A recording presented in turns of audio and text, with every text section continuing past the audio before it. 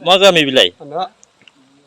बे गामिया बे बुरबस्थि बुरबस्थि माने जोंहा बे खालामबाय नालाय एसे खारखालांबाय बे सामफुर जिङाव बाना जादोंमोन बाहायना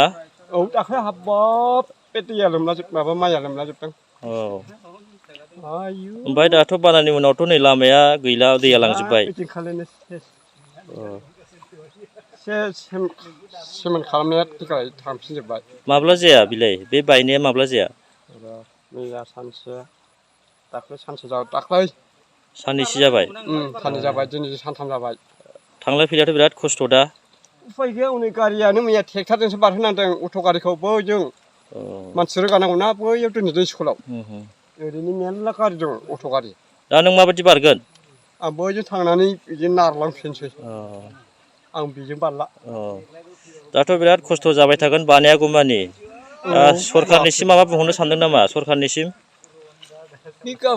बे गामिनि मालाय गारजेन मिथिगौ आंलाय माथो मिथिनो